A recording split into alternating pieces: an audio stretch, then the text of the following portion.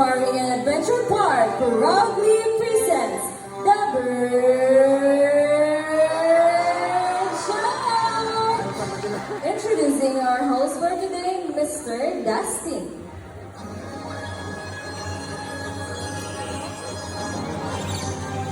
Hi, mabuhay! Good afternoon, everyone. So, what's everybody doing today? Are you all good? And again, are you all good? Alright, now to make sure you're all set and ready, when I say hi, you say hello. Hi! Again, say it louder. Hi! Alright, what an amazing energy. Now, did you see our group of pigeons? Well, did you know that pigeons can remember places and can find their way back home no matter how far they will go? It is because pigeons were used as messengers to carry out messages to our friends, families, and loved ones. Now, ladies and gentlemen, please sit back, relax, and enjoy as our fine feathered friends will showcase their natural behaviors, invite guest participation, and share important environmental message. But let me ask you something. Are you ready to be amazed to our fine feathered friends? Now let's get this show started. Now to start off, let me call my partner here on stage, Mr. Charles, together with our blue and gold makoni, Amigo. Now Amigo originates in South America, but inhabits in the rainforest of Brazil. As he is a very responsible bird, he loves to see his environment clean. So first one buddy, he picks up the can, walks all the way, open the bin, and he drop it inside. There's job, buddy. Now for the second one, he picks up the plastic cup, open the bin, and drop it inside. Good bird. Now for the last one, he picks up the crumpled paper, open the bin, and drop it inside. Now see, if the bird can do it, why can't we, right? So always remember to put your trash on your trash bins. As the saying goes, cleanliness is next to... That's right, godliness. Now Amigo, together with his fine feathered friends, has something to tell us. What is it, buddy? Welcome to Cebu Safari's Bird Show. Now ladies and gentlemen, from the jungle of South America, here comes our flying hawks.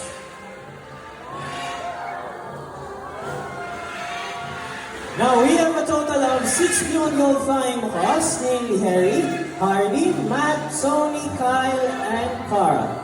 Now macaws are very adaptive. Whatever environment they are in, it becomes quite normal to them. Meaning if they are surrounded by many people, they will accept many people. Their main diet, it consists of fruits, palm fruits, nuts, seeds, leaves, flowers, and stems.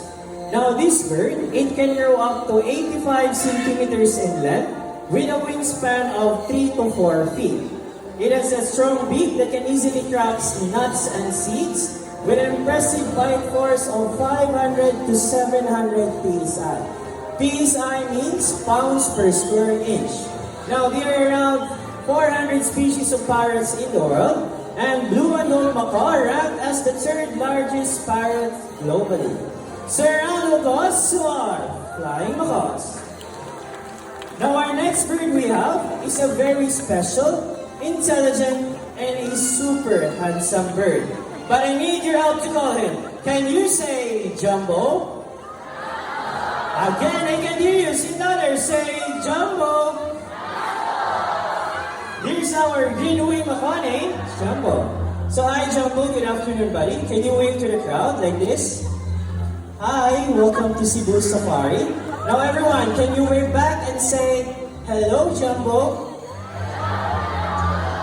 Alright, now macaws are very long tails and feathers that can grow up to 3 feet from its head down to its tail, with a tail that roughly extends up to 2 feet. Now Jumbo is going to show us his beautiful tail. Can you turn around, buddy? That's 1, 2, that's 1. Well, good birds. As you can see, most of their colors are outside their bodies and less color under their wings. And Jumbo is going to show us his beautiful wings. But first, can you say wings? Again, say wings. Now lastly, macaws' feet are zygodactylous, meaning they have two toes that points forward and two toes that points backwards. They can also use their feet to hold on things and climb. Now Mr. Charles here is a groundnut. He will place it into the plastic basket. Now let's see how Jumbo will grab his nut. Jumbo carefully lifts up the plastic basket and got his nut. Good job, buddy. Now as I said earlier, that Jumbo is a very special bird. You wanna know why? Because Jumbo loves to go to school, to the bird school.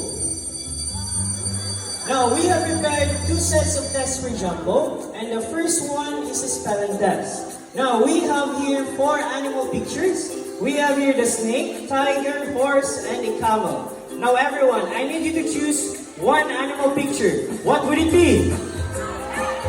Again, say it louder. Alright, now let's proceed tiger with Miss Rachel. Now while our staff is arranging the Jumbo letters, let's go here to Mr. Charles to ask questions about Jumbo. So hi Mr. Charles, good afternoon. How are you today? Okay lang. That's good to hear. Now Mr. Charles, where did Jumbo originally came from? South America. Wow, South America, but he loves to stay here in the Philippines, right? Yes. Alright, so we're all set and ready. Jumbo buddy, take a good look at the picture. Can you spell out the tiger word correctly? Alright, so first letter buddy. First one. No, that's the second one buddy. It's okay. That's letter I. Now, for the first letter. He picks up the letter T. How about the third one? He picks up the letter G. How about the next one? He picks up the letter E. How about the last one, buddy? Last letter. He picks up the letter R. Now, tiger spells T-I-G-E-R. Is it correct? Alright, now since Jumbo did well on the first test, we will make it more difficult. Let's proceed to mathematical tests in addition 4. Now, I need 2 numbers from 1 to 10. Can you raise your hands or hand sign, please? How about on this side? Alright, at the back, I see your 5. How about on this side? Higher than 5. Okay, I see your 7. 5 plus 7. Now, this type of behavior showcases their intelligence, curiosity, social nature, and how quickly they can learn. In fact, macaws are often compared to a 4-year-old children because of how they think and act. Now, let's proceed here to Mr. Charles to ask more questions about Jumbo. Now, Mr. Charles, what are Jumbo's favorite food? Varieties of fruits, seeds, and vegetables. Now, Jumbo's favorite foods are a variety of seeds, fruits, and vegetables. Next question, Mr. Charles. What are Jumbo's favorite subject? English and math. English and math. Now, my last question, Mr. Charles. Where did Jumbo love to go to school? University of Cebu, Safari. University of Cebu Safari. Now, let's see how good he is at math. Jumbo, what is 5 plus 7? Okay, good luck, buddy. For the first number, he picks up the number 1. How about the last number, buddy? Last one. Okay, is it number 2, number 4, or number 6? Take your time, buddy. There's no need to rush. He's still busy eating, guys. He picks up the number 2. Now, 5 plus 7 is equals to 12. Is it correct? Sir, round of applause to our genuine macaw, Jumbo. Now at this moment, I need a volunteer. I need an adult volunteer who is not afraid of the birds. Just raise your hands if you want to volunteer. So we have here volunteer staff, Sir June, our bird trainer. So just raise your hands if you want to volunteer.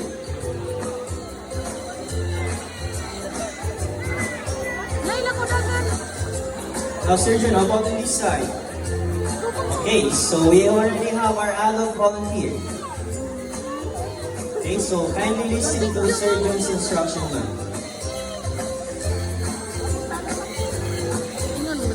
Right, ma'am? Kindly listen to Surgeon and don't make extra movement. So So just try to relax and enjoy the show. Okay, so we're all set and ready? Now, ladies and gentlemen, please let me welcome our group of Sancuñors. Now, Sancuñors are also known as San Parakeets.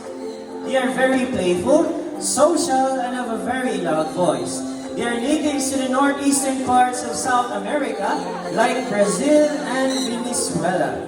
Thank you so much, ma'am. You can now take your seat. Now, for our next volunteer, I need another volunteer who will stand here at the center aisle. Raise your hands if you want to volunteer. We have here volunteer staff, Kuya Dave. He will be the one who pick out the volunteer and give instructions. Alright, we already have our adult volunteer. Okay, sir, please be careful going down. After that, sir, face the crowd and listen to Kuya Dave's instructions.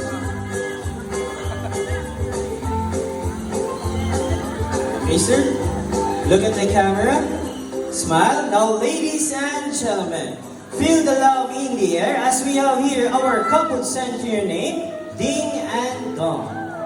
Now, Sancuñors, they are monogamous type of bird, meaning they can only have one partner for a lifetime. Sana all.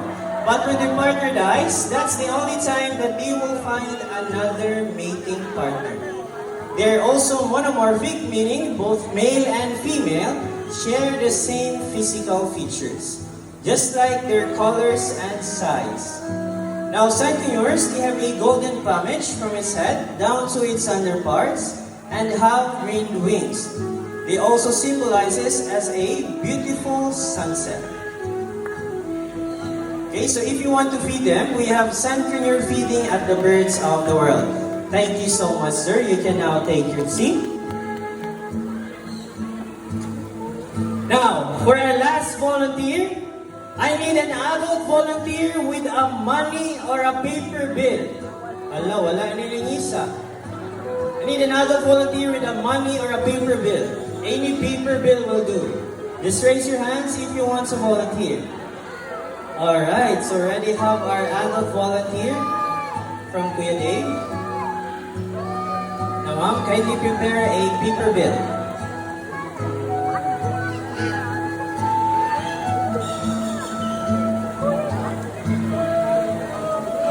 Okay, so please proceed here, ma'am. So please be careful going down and please watch your step.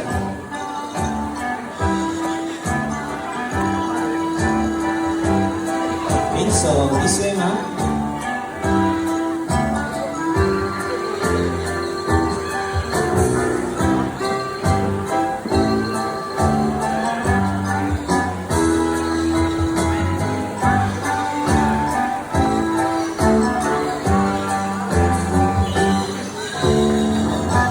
Okay, so hi ma'am, good afternoon. Welcome to the show. May I ask, what is your name? Hello everyone, I'm Athena. So hi Ma'am Athena. So I want you to show your money to the crowd. Wow, you have a 1,000 peso bill. So I need you to fold your money into half 3 times at the same direction. That's 1, 2, last one ma'am. Alright, and after that, hold the tip of the money and extend your right arm like this. Okay, that's good. Now ma'am, my question is, are you ready? Ready, bring it on. Wala, bring it on. Now ma'am, last question ma'am. Are you sure about your money? I'm pretty sure it's my tito's money. It's your tito's money, alright, that's good to hear. Alright, now ladies and gentlemen, please let me welcome our cute and fluffy center name, Sunny. Now Sunny loves money. Normally in the wild, they love to pick up things and build their nest. Now let's see what Sunny will do. So Sunny flies all the way to Mama Tina, under her arms, and he picks the 1,000 peso bill. Now bye-bye Sunny and bye-bye 1,000 pesos. Easy money, right? Now ma'am, what is your message to our bird, Sunny? Can he keep the money?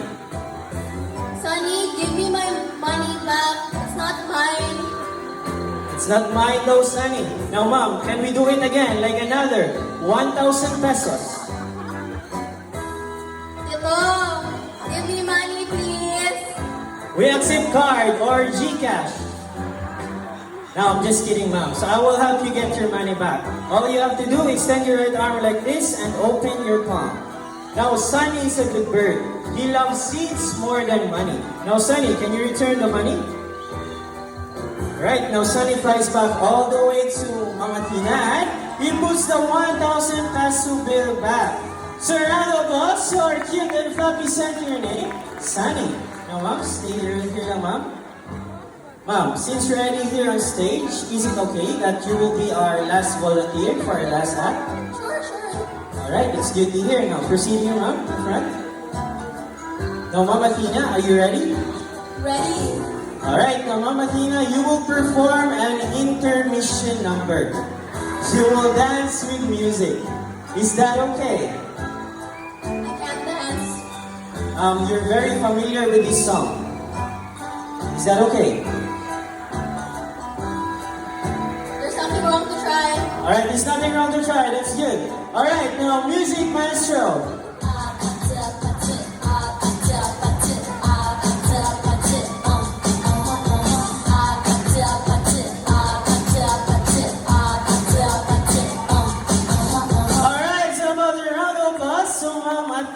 Here. Now, ma'am, that is not our main act. Our main act is you will have to hold one of our hula hoop. So we have here our hula hoop.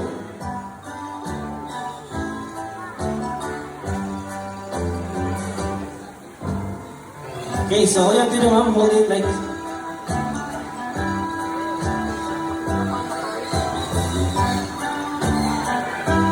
Alright, so we're all set and ready. Now, ladies and gentlemen, I want you to meet our playful son to your name, Jack. Fly to the first one, the second one, and he made to the third one. Now, sentiors, they can fly and maneuver quickly when they sense something new around them. Now, Mr. Romnek, can we do it one more time? Now, sentiors, they can only grow about 12 inches long, and they are known for their high-pitched call.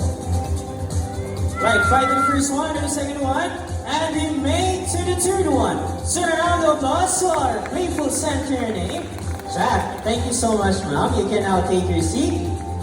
Now everyone, let's give a massive round of applause to Ma'am Athena here. Thank you so much, ma'am, for participating. So please be careful going down. Alright, now ladies and gentlemen, from the jungle of South America, let's wander in the rainforest of Brazil. As we have here our two yellow-crowned Amazon parrot named Lani and Rudy, together with their mentor, Miss Donna.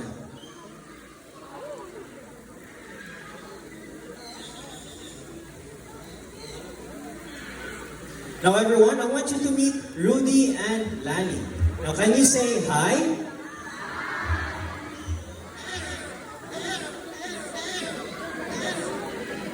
Now, yellow-crowned Amazon parrot is one of the most commonly kept Amazon species due to its excellent talking ability and playful nature. That's right. These types of birds are great at mimicking everyday sounds like a rooster, a cat, a dog, a telephone ringing, or even a whistle. Alright, now let's try the rooster first. How about cat? Now, next one is Rudy's favorite, the Rudy. Can you bark?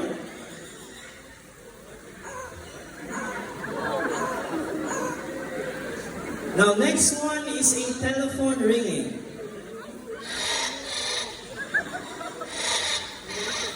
Now, last one is a whistle. Whistle? Good job, buddy. Now, Lani and Rudy here loves to sing. Is it true, Miss Donna? Yes, but before they sing, they need to do what all singers do. They have to warm up first. Alright, now let's do the warm-up.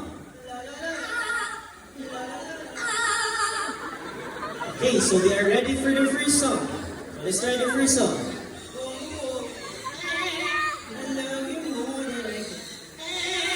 Again.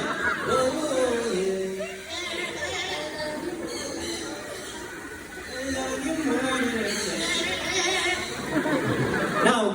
proceed to our next song, let me ask first, who's celebrating your birthdays today? Or within this month? Raise your hand. Alright, now happy birthday. Now, buddies, we have some celebrants here. What will you do next?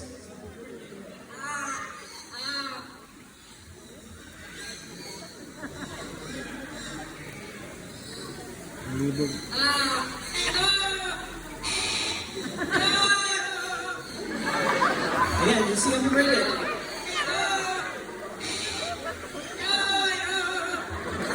Last one.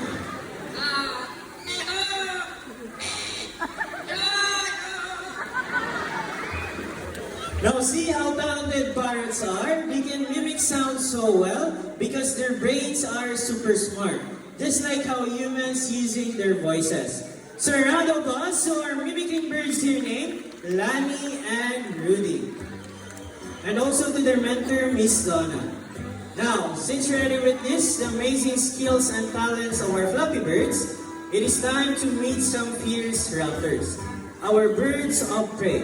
Now, birds of prey are big birds with pointed beaks, sharp talons, and have wide wings. Examples are hawks, kites, eagles, and vultures.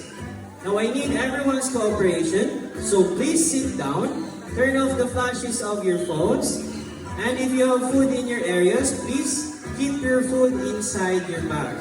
It is for your own safety and for the safety of our animals. Because our next set of birds are going to showcase their amazing, extraordinary hunting skills and flight styles. Lastly, they will fly closer to you. Now again, just please sit down, supervise your kids, and enjoy the show.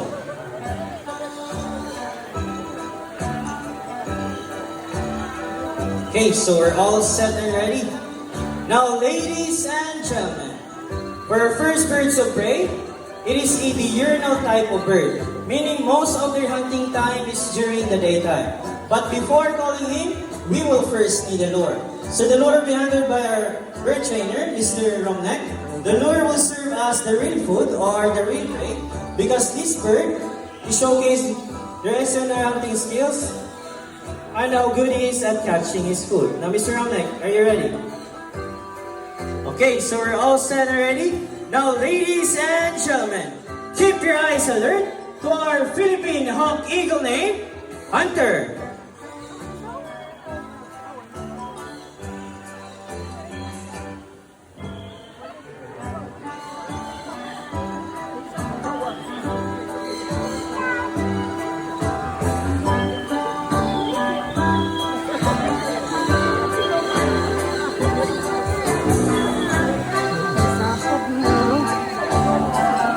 Now, Philippine Hawk Eagle typically hunts from a perch, patiently waiting at the right moment to swoop down its prey.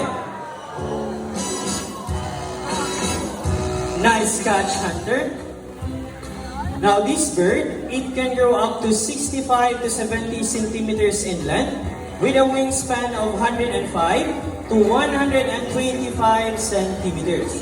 And as you can see, Mr. Romnek here is wearing a thick gloves that protects himself from the sharp talons and claws of this bird. So a round of applause to our Philippine Hawk Eagle named Hunter. Now for our next birds of prey, it embodies the beauty and the mystery of the night. Now I need everyone's cooperation, so let us remain silent, seated, and relax as we welcome the night creature of the Philippines.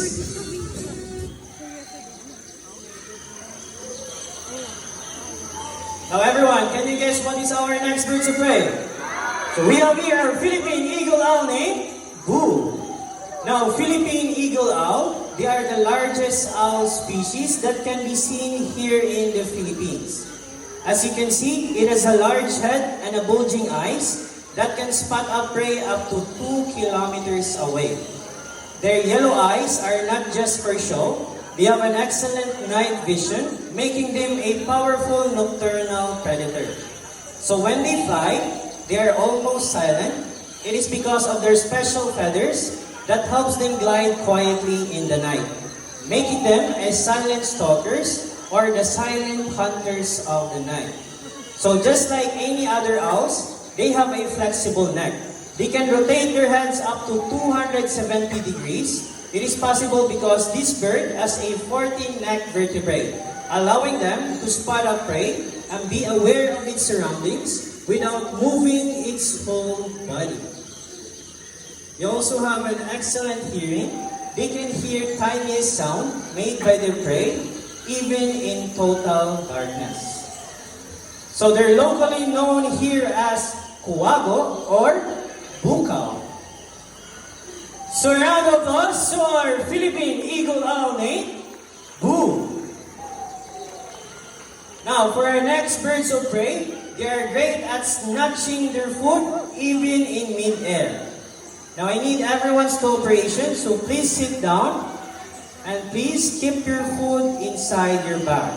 It is for your own safety. It is because our next set of birds will fly closer to you.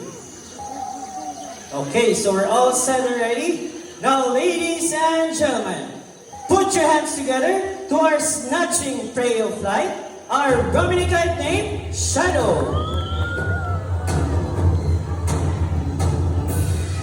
But wait, there's more. Here comes the brother of Shadow, Argus. Now, Dominicite, they have a white plumage from its head down to its underparts, and the rest of its color are striking chestnut brown. And beyond Dominicite, they are excellent at gliding, soaring, and fly high up in the sky. Now, these types of birds of prey can be found in Australia, Southeast Asia, Sri Lanka, and Pakistan.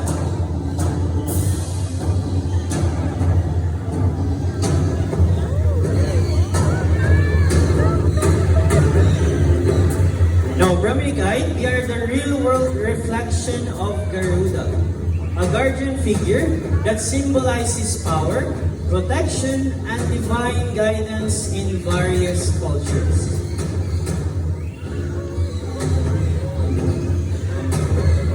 Now again, they're formerly known as Redback Sea Eagle in Australia, but locally known here in the Philippines as Banog in Bisaya and Lawin in Tagalog. Thank you so much, Mr. Charles.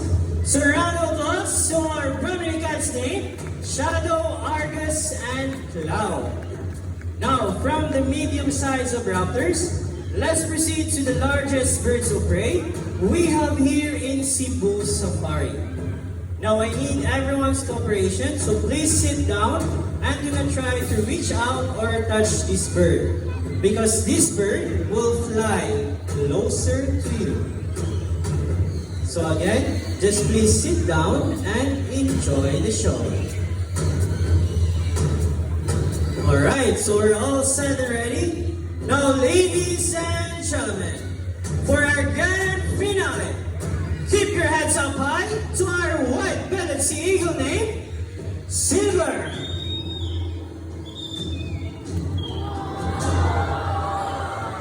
Now, white-bellied sea eagle, also known as the white-breasted sea eagle, or king of the sea. It is a white plumage from its head down to its underparts, and its wings and back are dark gray in color. The scientific name for this bird is Heliatus leucocaster. Now this bird, it can grow up to 75 to 85 centimeters in length, with a wingspan of 180 to 220 centimeters. Their favorite food in the wild, they mainly eat fish, sea snakes, small turtles, and mammals. Lastly, white-bellied sea eagle symbolizes wilderness and freedom. So a round of applause to our white-bellied sea eagle named Silver. Now here at Cebu Safari, we're not just creating about fun and unforgettable experiences. Our top priority is wildlife conservation. We work hard to protect endangered species, provide them with safer habitats, and educate guests about the importance of preserving nature. Together, we can make a difference for wildlife and for a better future generation.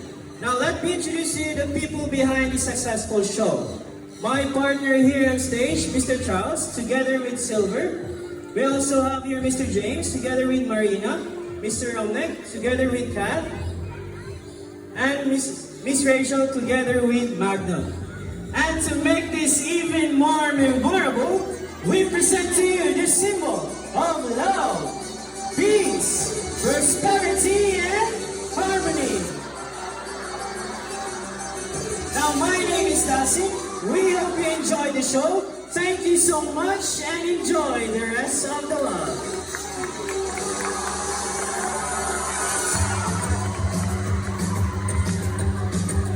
Alright, now for those who haven't been to White Lion Safari, Camel Area, Birds of the World, and African Savannah, just go up and turn to your left side, proceed to Orangutan area. That's the trunk stop for our key attractions inside. And if you want to witness our white Bengal tiger feeding 2:30 p.m., just go up and turn to your right side, 2-minute walk going down.